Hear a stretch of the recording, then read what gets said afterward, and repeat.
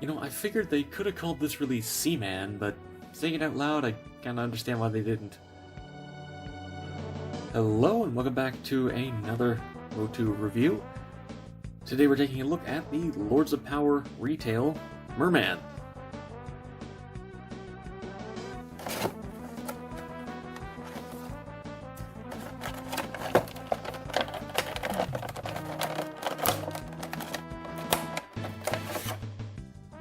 Alright, and starting off as always with the articulation. The head's on a barbell joint, so you get a ton of movement there, and can't quite get a full rotation just because of the harness, but you can still look pretty good to either side.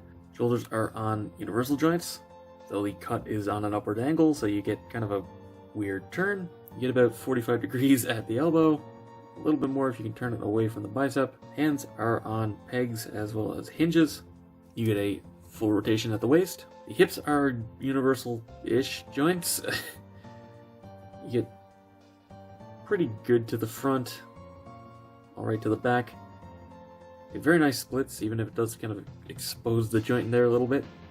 A pretty good bend at the knee, swivel at the boot cut, and then ankles that hinge forward and back. Not a ton on this because of the sculpt of it, as well as rotate at a slight angle for kind of a pivot-ish.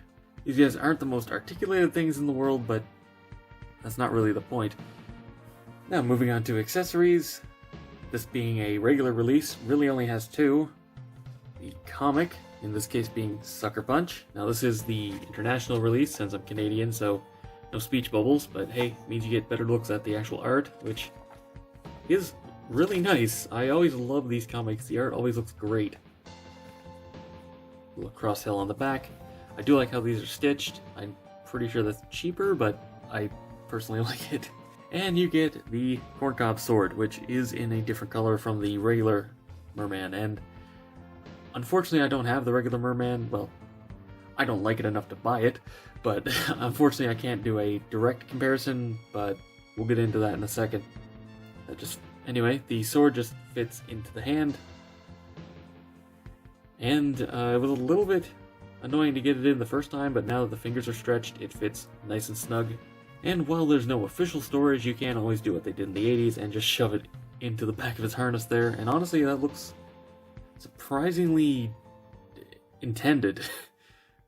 As well as one final thing, and that is that Mattel has started including these little pages, because they didn't think to actually include this in the early ones to mention that you can swap parts, but yeah, they show that you can swap parts around now, which is nice. And as you can notice, these are all personalized to the specific toy you buy, which is nice. Now, as for that comparison with the regular design, yeah, the head's different, the arms are different, the legs are different, that the hands and feet are the same, but you know what I mean. The armor is different, it's two pieces instead of just the one. It looks a lot better in my opinion. And the colors are different. The yellows are different. The sword is actually a different yellow.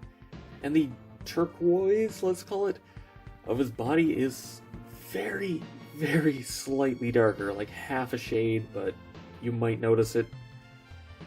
And for a quick size comparison, old fish face here is the same size as the classic MOTU figures at 5.5 inches. Well, now that you can straighten out the legs, it's closer to 6.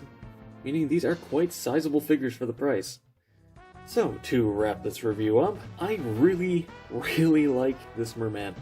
Honestly, I like this so much, I consider this the better design, just objectively.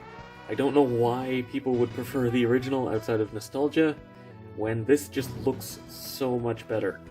Yeah, sure he looks a little less evil, in the head sculpt at least, but I like this head sculpt more anyway. I don't care if it doesn't look quite as mean, but the armor looks so much better. The color blocking with the yellow gloves and boots really kind of fixes it, even if this thing has 3 different shades of yellow on it. I don't really mind that, I think it looks good. And overall, I just think this design just looks great. If you happen across this in person, definitely pick one up. Anyway, that's all for this review.